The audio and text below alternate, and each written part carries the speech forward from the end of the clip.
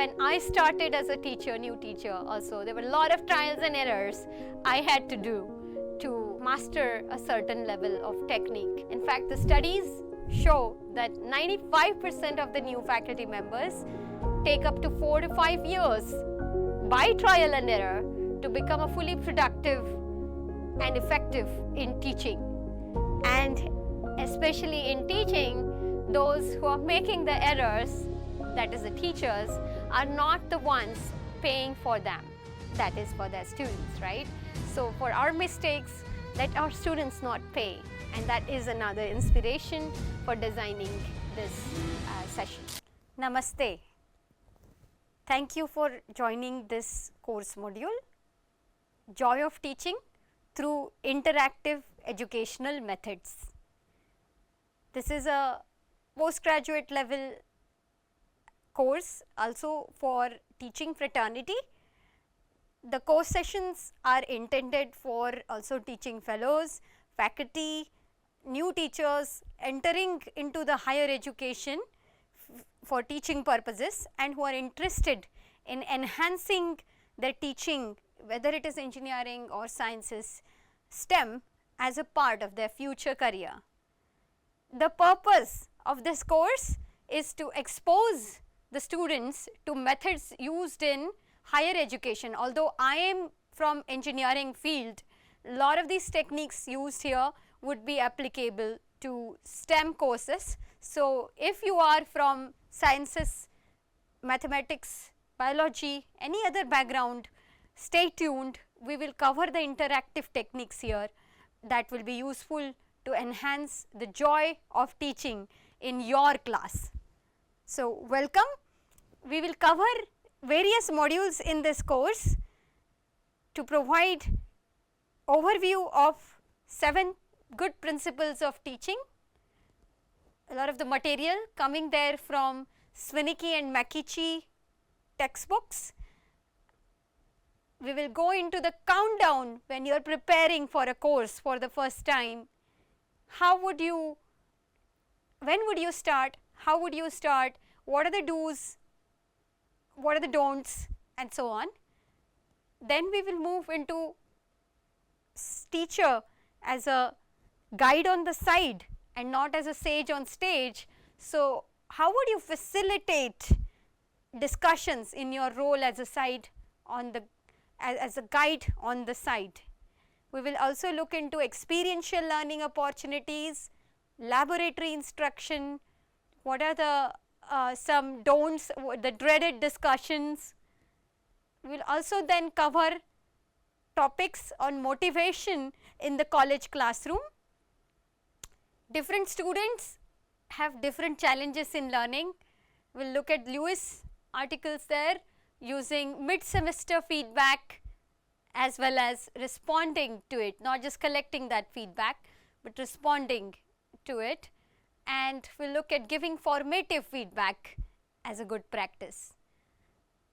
We will then look into good teaching as opposed to the traditional lecture method, and I will encourage you to adopt flipped lecture where possible with some preparation, points of which we will look into this course. We will then also cover how to write learning objectives, course goals, how to also approach higher level of Bloom's taxonomy and homework design. Although it looks very simple, it is not so. So ideal question designing. And my favorite topic there then comes on active learning. We will cover collaborative learning in groups, team teaching as opposed to competitive learning. So cooperative learning in teams as opposed to competitive. There will be weekly discussion posts. So in various assignments in this course, you will be given various weekly discussion posts where you are going to summarize reflection of your learning and your strategies, how you will adopt the learning from this class to your own course. So if you could summarize those reflections and post it, that would be great. And I also encourage you to have a peer or a friend come over and observe your classroom and give you some of the tips, do's and don'ts after you have also started adopting these methods, right. And we will also then have you try writing a test and a solution key for a course, where you can try with multiple choice question design, incorporating also short answer, long answer questions that actually incorporate higher level learning objectives as well as lower level learning objectives of Bloom's taxonomy to demonstrate a reasonable coverage of the course content. Okay. If we have peer feedback capacity, we will leverage that to your benefit as well.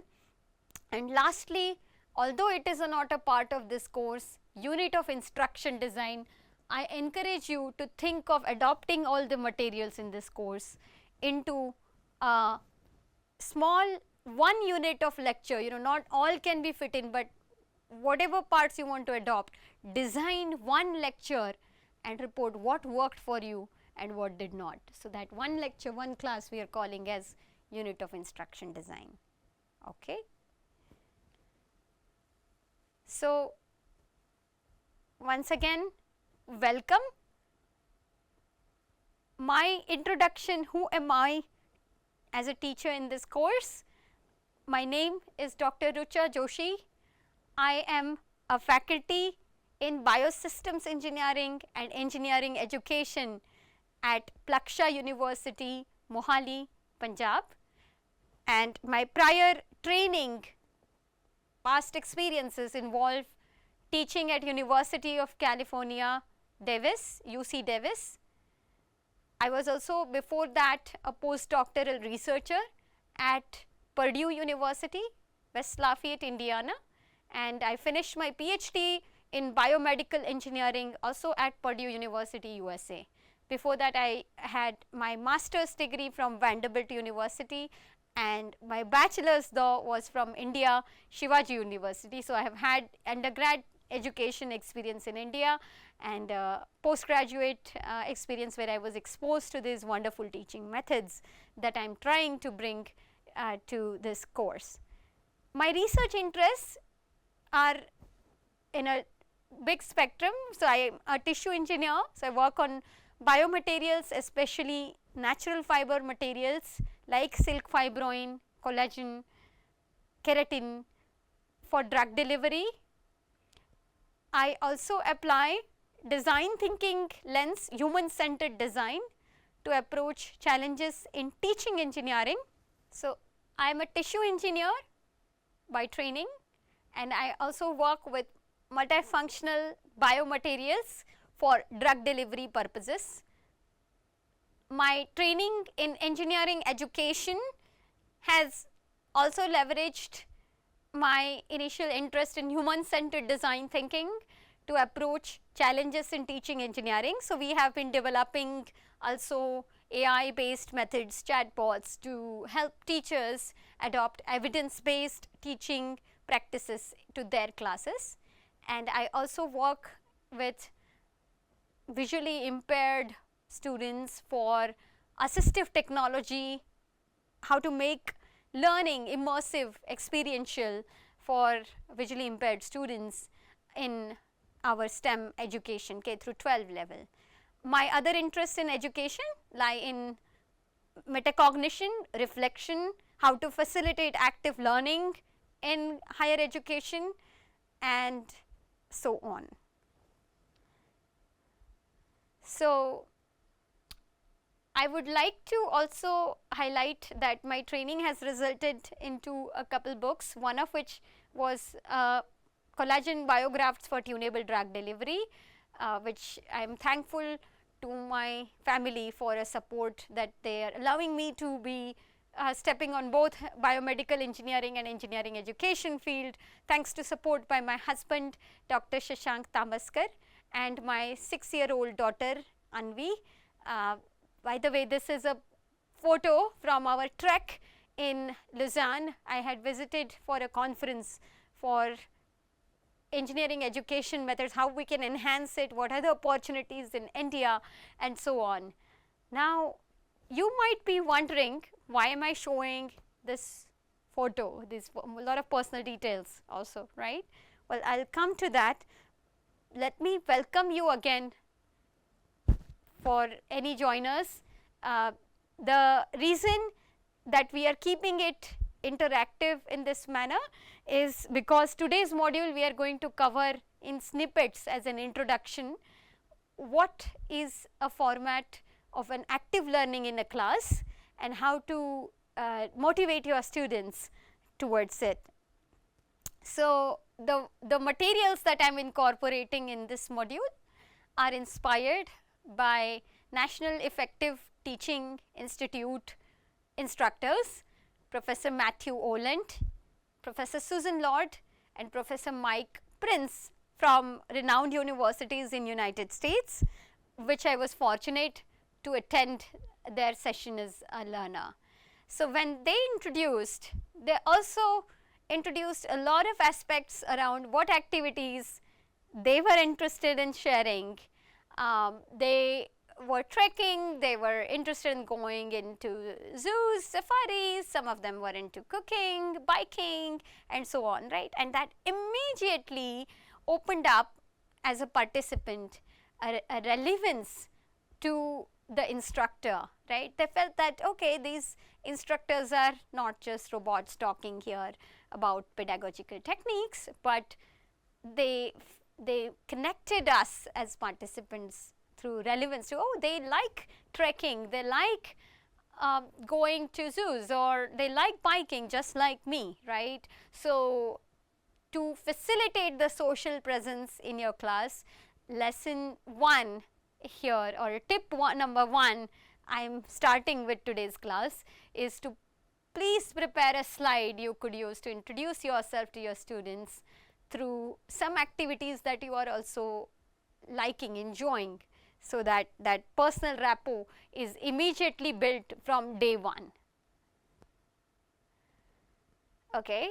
Some pointers for what has inspired this module, this session in particular, is the fact that while we are going in a technological age where technology is growing at an exponential pace, our mindset is not, right. So, for a growth mindset to be achieved and to be hugging that curve with technology mindset, we have got to adopt social consciousness, interdisciplinary mindset, critical thinking, out of the box thinking, multicultural ways, right.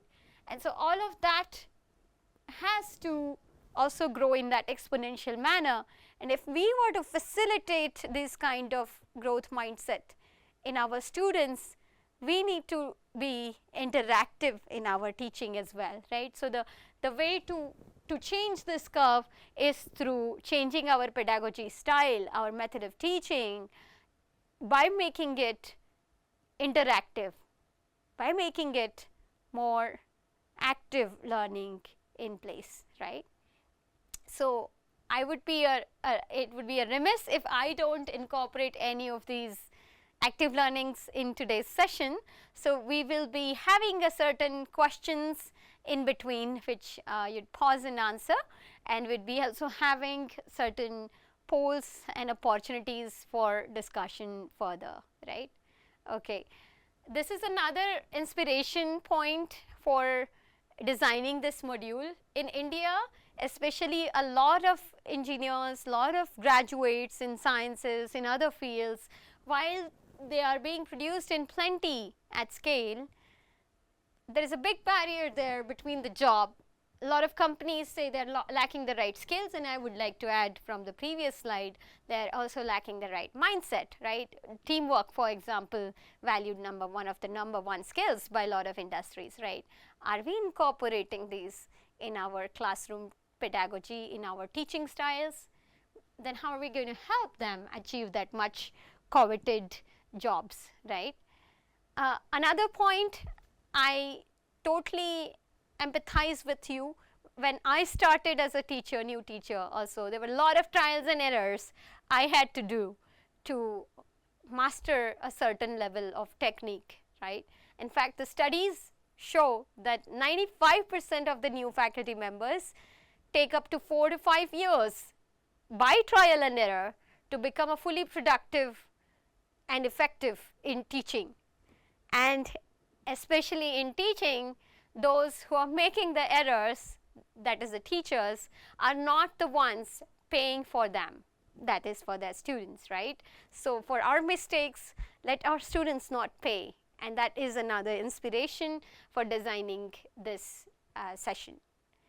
The challenge I totally bear with you. While we expect our faculty to teach in an excellent manner, we are not necessarily trained to do so, as in the area of research that we are into, right?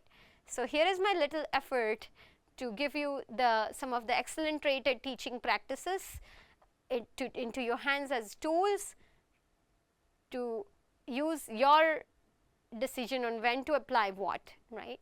So the learning outcomes for this specific module, you'll be able to start identifying approaches to motivating students in an online or an offline class.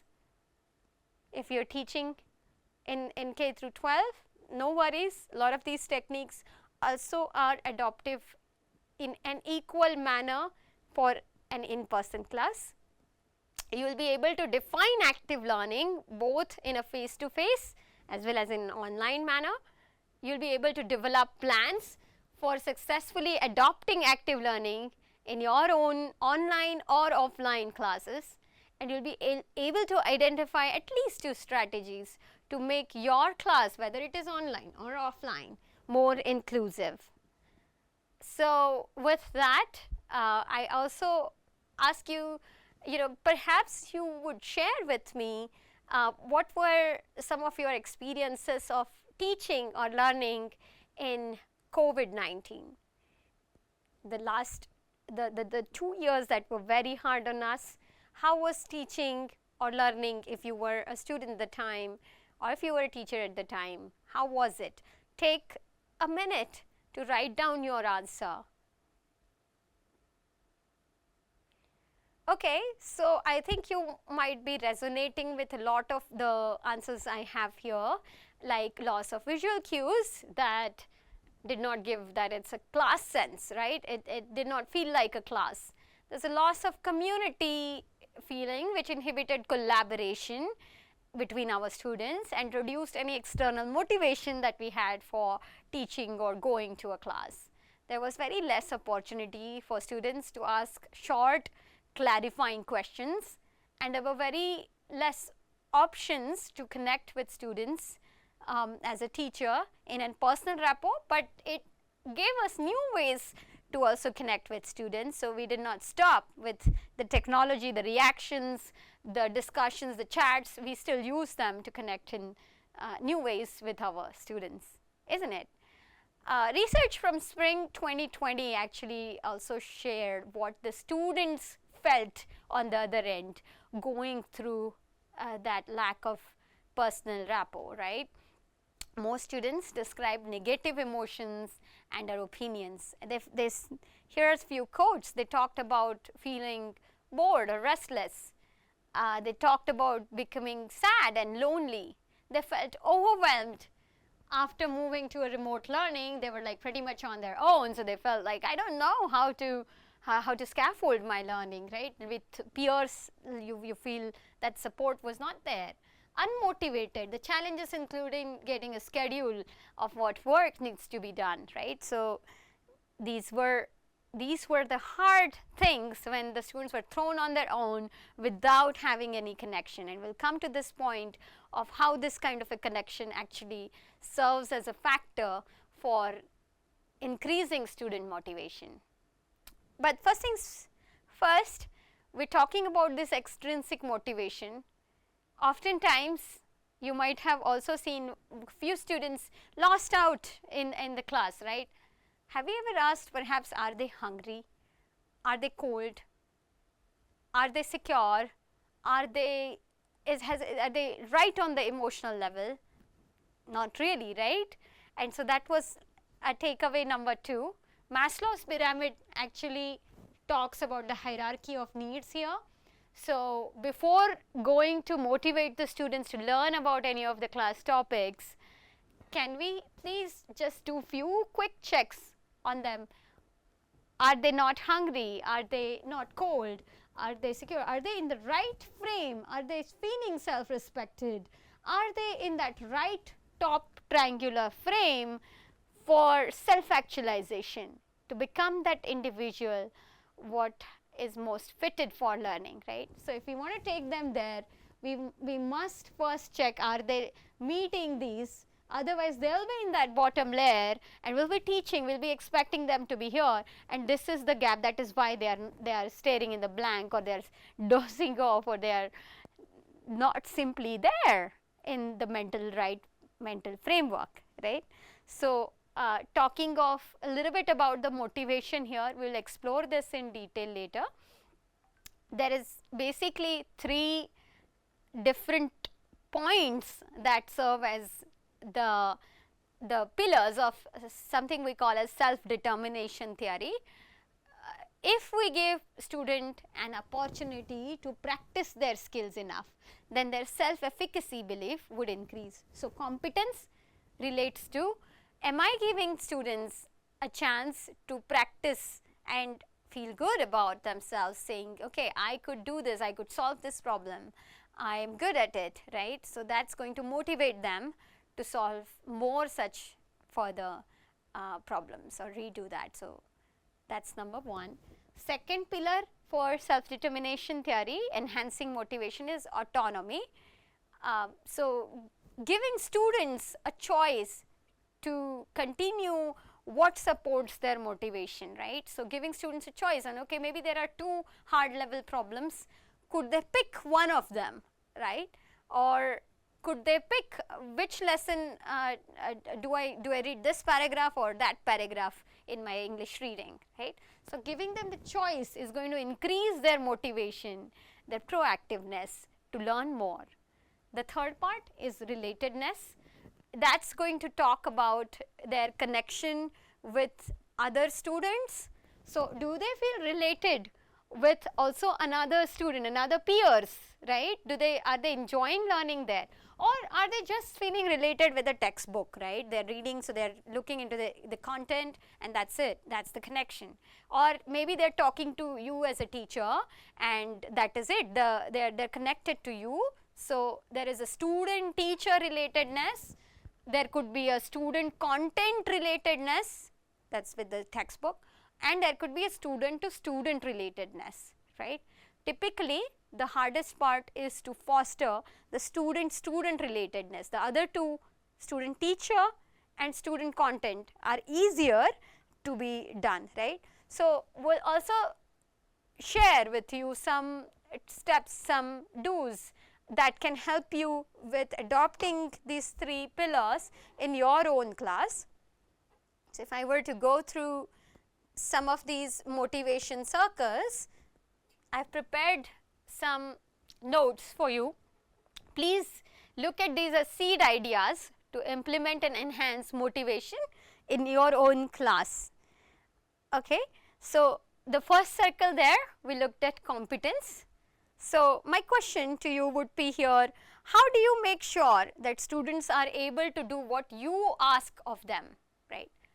How do you develop their confidence? Are there certain things that you are already doing? If so, please take a minute to report your answers. So, here are a few takes from my side for fostering confidence in students, or that opportunity to practice.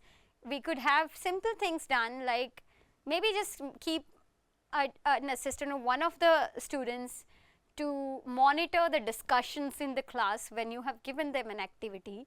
Have them raise their hand. If it is an online class, they can use a hand raising feature as well, to let students interrupt the instruction as needed, right. Let them not be afraid that, okay, I do not understand this, or I have a different viewpoint.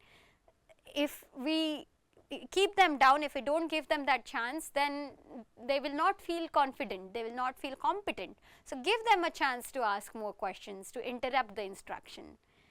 Let's encourage the students in breakout groups to ask for help if needed. Give up that aspect. If some student is struggling in the class, if it is in person, give them the opportunity to, here is what you do if you are needing help, simply raise your hand, or you come to the teacher's desk and we'll help you out. Let them not be afraid to practice, right? Get a simple sense of the class with polls or a yes no question, like, okay, how many of you have gotten this, how many of you have not gotten this point, right? So that they don't feel cold called, they don't feel like I'm the only one who's not getting this, right? Give them a chance to be not afraid again to make that connection, right? You can also adjust for extra time, or if there are any technology issues, if you're running an online class, give them the extra time that it takes, right? You can adjust for also quizzes by giving that extra time, right? But let them get the feeling, I can do this quiz, I can solve this problem on my own. That is what is going to increase the competence. Collaborative activities are known to take longer time, so that's okay if they need a little bit more time to wrap up, right? Ask students to let you know if they have any concerns about participating. If it is an online class, there could be technological challenges. If there is a group work and they're not comfortable with any of the group member, the ideal practice is that you make these groups and then check on them periodically, right? But let the student get a chance to talk. Give short breaks during the class. If there is online class, then you can give those breaks for technology adjustments. If it is an in-person class, the breaks are going to help them to refresh their mindset as well, right? Lastly, giving students the opportunities for low stakes feedback is also as important, right? So encouraging the students to exchange their notes, their files, instead of calling them out for doing so, would actually promote interaction, right? Let them talk to each other when it is related to learning. We shouldn't just allow to talk when it is not engaging them with the content. So use your discretion there.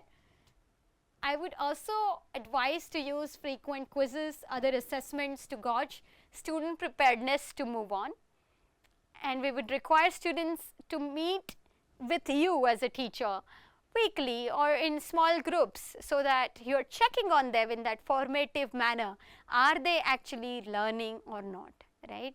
Nowadays, online quizzing with various tools like H5P, Mentimeter, clickers is very easy to track and give immediate feedback. If not, you can simply use a raise your hand feature for how many of you think the answer is A for a quiz, answer is B for a quiz.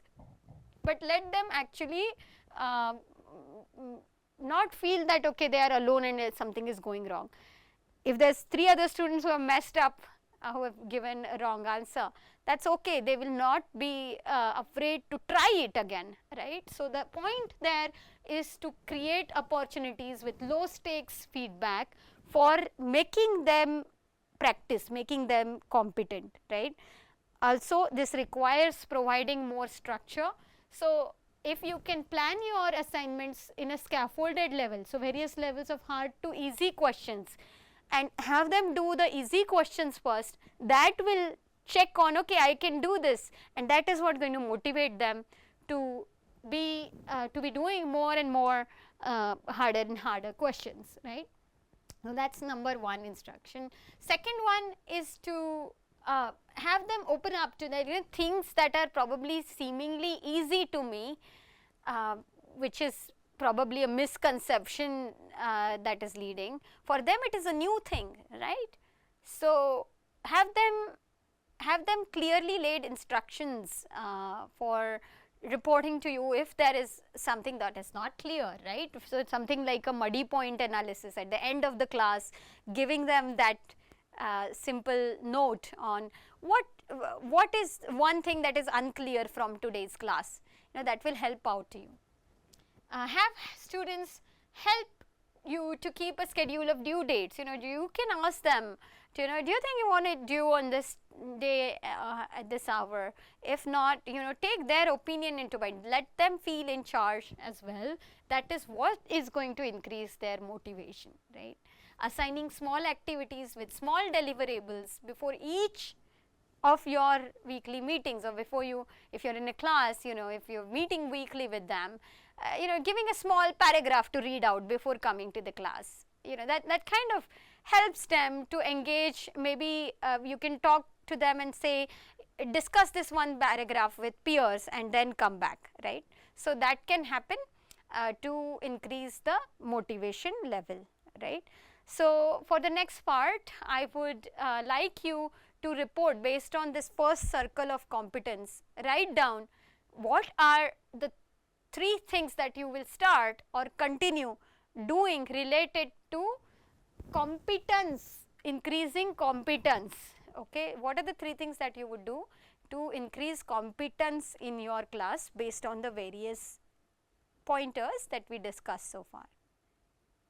Okay, the next thing, there is, just like you want to do certain things there to foster competence, there are certain things where you will want to have them stop doing certain things related to competence, right? So for example, putting a struggling student on the spot in front of entire class, hey, you in blue shirt, right? Could you answer this question? That student is going to feel terrible, right, unless he is prepared to answer, right? He didn't raise the hand. So struggling student, if it is there, don't call them out in front of entire class. They feel they will not feel in the right framework of mind, and they will be demotivated if at all. They will try to hide from you rather than feeling motivated to answer, right? So giving them that comfort that it is okay to practice and be wrong is important. But without giving them feedback saying that you are wrong, and they don't know where they are wrong, is not going to improve their chances of succeeding at the next chance, right? So to better support, give them, here is what you did right and here is where you could improve, right? Give them a clear feedback on how they could improve, right? Give them credit for parts that they are doing right, basically. Don't put all of the work at one time, all due at the end of the semester. Okay, you don't want to give them all of the work piled up at the last semester and then you are assuming that they are learning throughout the semester. No, get formative feedback, check on them if they are getting what you are teaching. Just like I am pausing in between to ask you, what will you do to adopt this competence related factor, right? You also want not just a PPT without any feedback given. You want to give them also more frequent assignments with a shorter homework rather than long stretch in between and a big homework. Okay, so these are some don'ts. The next factor in our circles, 3 circles, is related to autonomy, right? So we talked of competence so far, ways to foster competence. The next one here is autonomy, right? How could you foster autonomy in your class? How are you doing it currently? So meaning, if you were to let your students make choices in your class, in what ways do you let your students control what happens in your classroom? Are there ways that you can communicate to the students they aren't in control or they are in control? So here, please take a minute to answer this question. In what ways do you let your students make choices currently? Okay. So perhaps you have answered a few techniques that are working. The few on my list here are to be flexible. So mainly the bottom line there is to rethink your policies where you are wanting to be strict regarding lateness, attendance and late work submissions. Can you give them ownership about it so that it's not you who who has to impose it on them, but rather they realize that, right? How does that happen? Well, through some of these pointers, right? So if you leave an assessment open for longer windows instead of closing it at 12 in the midnight, we are not going to check the assignments at 12:01 in the midnight, right? So why don't we keep it open till 10 a.m. in the morning, let's say, when we are actually going to check that assignment, right? So considering practicalities of checking for longer windows, recording classes for students who cannot attend synchronously, providing annotated slides and video uploads, using breakout rooms so groups of students can focus on different things. These are small little things that will help out in giving students the control, providing them opportunity to take control, feeling that they are in control, right? So providing self-paced activities like this course also is a good idea.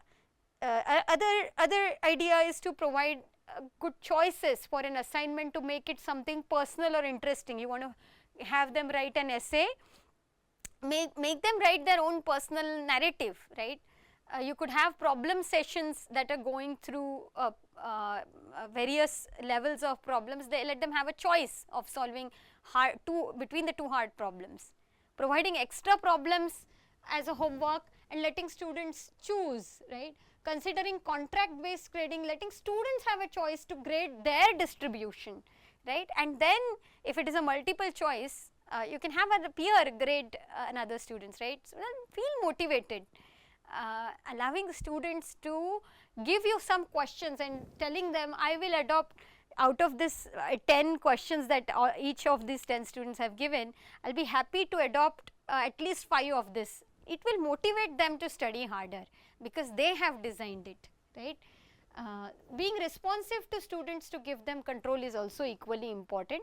So if you have mid semesters, do collect feedback from them and then tell students, which of these suggestions from, what is going good in the class and what is not, will you implement in the class. Read their notes and consider their opinions, right? So allow students to also share screens. If it is online, then let them also talk to their peers to display work from activities, so that you also are involved in their process of reaching the solution, not just at the end solution, right?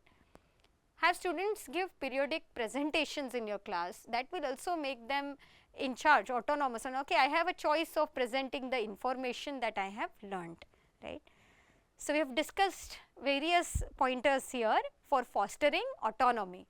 I'd now like you to pause and write what are the 3 things that you would like to start or continue related to autonomy as a pillar for motivation. Okay. Our last piece here is also some don'ts for autonomy. You don't want them to choose their own groups for active learning, because then they will just sit with their friends and they will not be able to learn how to be inclusive in the groups, which is what, when they will join industry or jobs, they are expected to be working well with unknown people, right? So don't let them choose their own groups. You assign the groups. Don't lecture without allowing for any feedback or questions, and don't give long lectures where they would feel trapped. When is it going to get over, right? Trying to keep everyone working on the same thing also might not be a good idea. Let them go at their own pace. You check on their steps in between, right? The last factor in our circles is this relatedness, which is then broken into student-student relatedness, student-teacher relatedness, and student content relatedness. So to show you a few examples of what could work well in these connections, I have a question here. How do your students connect with each other right now in your class? First think of that. How do you connect with your students? How do you help your students to make connections to content? It could be engineering practice, or it could be a science lesson, it could be a mathematics lesson. How do you connect with the students? How do the students connect with the content? And how do the students connect with each other? These are 3 questions for you. Please take 3 minutes to write your answers for it. Alright, so here we have a few suggestions for building this relatedness at various levels. Number 1 is to build your social presence. Use your breakout rooms, or if it is an in-person class, you might want to just divide them into small groups to build their social presence, right. Whatever homework, assignment, problem solving they are doing, instead of doing it individually, let them do it in a group that you have made, right. If it is online, then you can assign them into a breakout room. You might require a weekly one-to-one or small group meetings with you as a teacher, right. So, that is this was a student-student connection. Point number 2 is about student-teacher connection as well as student-student connection if they are meeting with you in a group.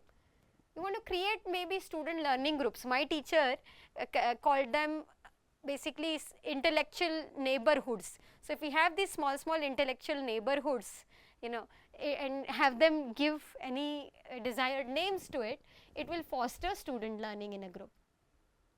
You can also have students develop their own team contract. Here are the things our team is going to do, you know, something that personalizes with their team, something that resonates with their team, right. So, they can write their own team rules, like, okay, if our teammate does not meet every meeting, then we will report it to our instructor, right. Let them write their own rules, right. It can differ between the groups, but that will facilitate some peer-to-peer connection. Lastly, you could also have students as co-hosts, right. So, as a liaison of a group, like, you know, they could have a scribe. Just one person does not have to be a group leader all the time. Have them rotate through that group leadership, right. And when students join new students in a group, allow some time for encouraging introduction, breaking ice as well, okay. If you want to build teacher presence, up till now we talked of student-student connection. If you want to do teacher-student relatedness, then you can have office hours. In person it is easy, give them maybe 1 hour in a week where they can freely come and ask any questions to you where they are struggling in the class, right. If it is online, give them Zoom office hours or Google Meet office hours, right. You can come before or after class, stay a little bit longer for casual interactions, you know. So, ask them a few questions about how was their initial class and so on, right. Third thing, you can also create connection to the profession, right. So, there you are going to link course topics to current events, or to encourage students to draw concept maps on, okay, how do they think that is related to the school robotics job, or the maybe an industrial robotics, industrial engineering event that they saw lately, right. They could share how electronic or online tools are being used professionally, or whatever skill sets you are teaching in the class, how are those skills related or used professionally, right. You could have a video tour of the actual walk how that example skills are used in the real life, and you could also invite professionals to visit online class. So, now I would like you to take 3 minutes to write down what are the things that you would start or continue related to this factor of relatedness. How you will foster student-student relatedness, how you will foster student-teacher relatedness, and how you will foster student content relatedness, okay.